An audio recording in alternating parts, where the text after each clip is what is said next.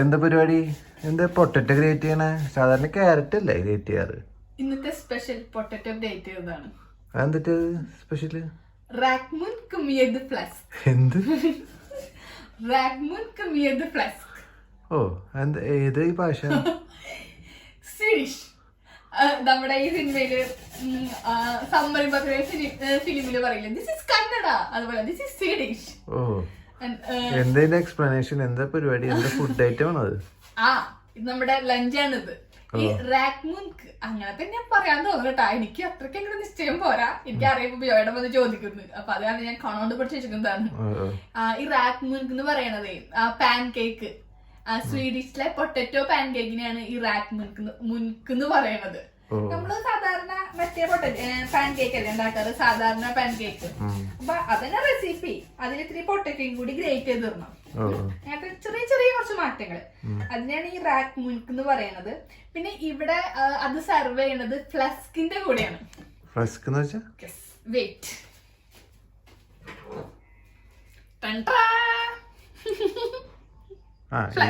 ഇത് പിഗ് അല്ലേ? ഇവിടെ സ്വീഡിഷിലെ ഫ്ലാസ്ക് എന്നല്ലേ പറയാ അല്ലേ? എനിക്ക് അതിന്റെ പ്രൊനൗൺസിയേഷൻ എപ്പോഴും വ്യത്യാസമാണ്. എന്റെ ഫ്ലസ്ക് എന്ന് ഞാൻ തോന്നുന്നുണ്ട്. ഇതും ഈ പൊട്ടറ്റോ പാൻ കേക്കുമാണ് നമ്മുടെ ഇന്നത്തെ ലഞ്ച്. ഓ കഴിക്കാൻ പറ്റുമോ? സംശയ. കാരണം ഈ ഇതില്ലേ ഈ പിഗ് ഇതില് നമ്മള് സാധാരണ ഇവര് ഈ പെപ്പർ പൗഡറും സോൾട്ടും മാത്രമേ ആഡ് ചെയ്യുള്ളൂ. ഞാൻ ഇത്തിരി നമ്മുടെ ചില്ലി പൗഡറും കൂടി ആഡ് ചെയ്യുന്നുണ്ട്. അങ്ങനെ കഴിക്കാൻ പറ്റുമോ എനിക്കറിയില്ല. ഭയങ്കര ഡിഫറെന്റ് ആണല്ലോ. മഞ്ഞപ്പൊടി മുളക് പൊടി കിട്ടാലേ നമ്മുടെ സാധാരണ പിഗ് കറി അതിലേക്ക് മാറിപ്പോവും. അപ്പൊ അത്രക്ക് ഇടണ്ട. നമുക്കും ഈ പെപ്പറും സോൾട്ടും മാത്രം ഇട്ട് ഉണ്ടാക്കാം അല്ലെ? ട്രൈ ചെയ്ത് നോക്കാം, കുഴപ്പമൊന്നും ഉണ്ടാവില്ല. എന്നിട്ട് ഇത് എന്താ എങ്ങനെയാണ് ഉണ്ടാക്കാന്ന്? ഇത് ഭയങ്കര സിമ്പിളാ. പാൻ കേക്ക് ഉണ്ടാക്കണ പോലെ തന്നെയാണ്, ഭയങ്കര സിമ്പിൾ ആണ്.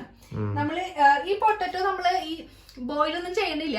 അപ്പൊ അതിലാണ് ഇങ്ങനെ സ്മോൾ ആയിട്ട് നമ്മള് ഗ്രേറ്റ് ചെയ്ത് വെക്കണത്. അതിലേക്ക് നമ്മള് നമ്മുടെ മൈദ, ഇവിടെ എന്താ പറയാ, വെത്തിമ്യോൾ എന്നൊക്കെ പറയാ. വെത്തിമ്യോൾ മൈദ അതിനെയാണ്. ആ മൈദ ഒരു 2 ടീസ്പൂൺ ചേർക്കാം. 2 ടീസ്പൂൺ നമ്മുടെ ആവശ്യത്തിനനുസരിച്ച് ചേർക്കാം. എനിക്ക് ഇത് ചേർത്ത് കഴിയുമ്പോൾ ചിലപ്പോൾ നമുക്കൊരു അളവിൽ ഡിഫറെന്റ് വരും. അപ്പൊ ആ ഒരു കൺസിസ്റ്റൻസി അനുസരിച്ച് ഇപ്പൊ ഞാൻ 2 ടീസ്പൂൺ ചേർത്തിട്ടുണ്ട്. പിന്നെ അതിലേക്ക് ഇത്തിരി ബേക്കിംഗ് പൗഡർ ചേർക്കണം.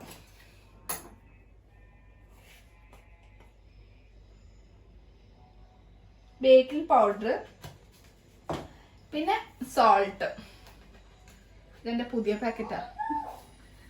ഇതിലേക്ക് എടുത്തിട്ടില്ല. ഇത്തിരി മതിട്ടാ. കൂടി പോയണോ?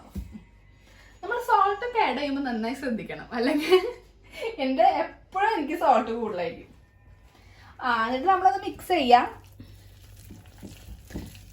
ഒരു ഇത്തിരി ഇട്ട് നന്നായിട്ട് മിക്സ് ചെയ്യാം. ഇങ്ങനെ അത് മാറ്റി വെക്കാം. ഇതിലേക്ക് ഒരു എഗ്ഗ് ആവശ്യമുണ്ട്. ഒരു എഗ്ഗ്,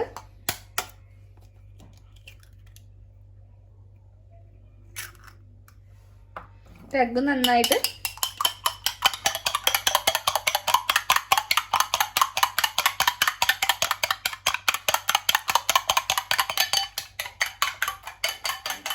വിജയേട്ടന് പെട്ടെന്ന് ഫുഡ് വേണമെന്ന് നിർബന്ധം ഉണ്ടോ? എനിക്ക് ഇതിന്റെ ഒരു പഴം കണ്ടിട്ട് ഒരു സംശയം. ആപ്പിളൊക്കെ ഇരിപ്പുണ്ടല്ലോ. അത് നമുക്കിത് ചുറ്റി പോയി നമുക്കിന്ന് പുറത്തുനിന്ന് വിളിച്ചു പറയാം. ഓക്കെ, ഡീറ്റെയിൽ ശേഷം ഇതിൽ ആഡ് ചെയ്യാം. വലിയ പണിയുള്ള പരിപാടിയൊന്നല്ല കേട്ടോ, സിമ്പിളാണ്.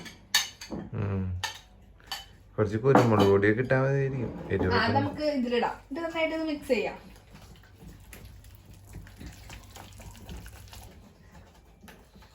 പാൻകേക്ക് ഇഷ്ടമാണോ?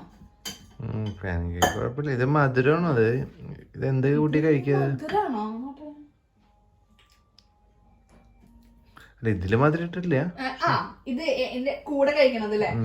ഇതിന്റെ കൂടെ ഞാൻ ഈ പിഗ് കഴിക്കില്ലേ, പിന്നെ നമ്മുടെ ഇതില്ലേ, ഇത് ഞാൻ വേണോട് ഒരു സാധനം വാങ്ങിട്ട് ഞാൻ പറഞ്ഞില്ലേ കാലത്ത്, ലിംഗംബറി ജാം അല്ലേ? അപ്പൊ അതാണ് ഇതിന്റെ കൂടെ സെർവ് ചെയ്യാം.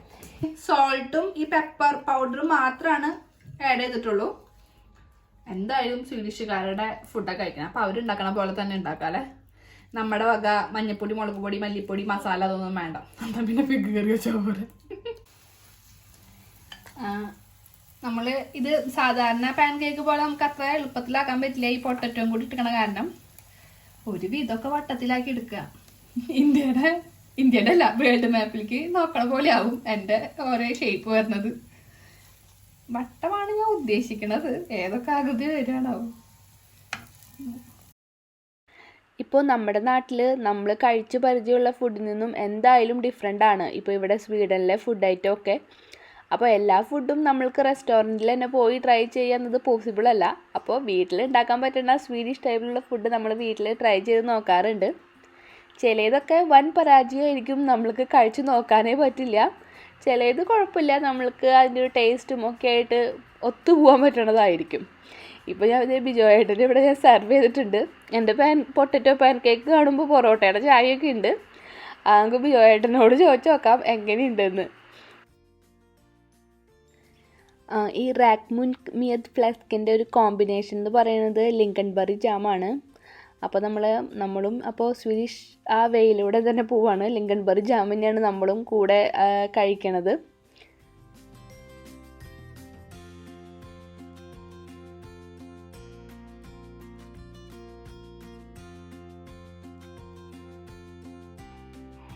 ലിങ്കൺബറി ജാമിന്റെ ടേസ്റ്റ് അത് ബാക്കി ആ പിഗിനൊന്നും നമ്മൾ വേറെ മസാല ഒന്നും ചേർത്തിട്ടില്ലല്ലോ.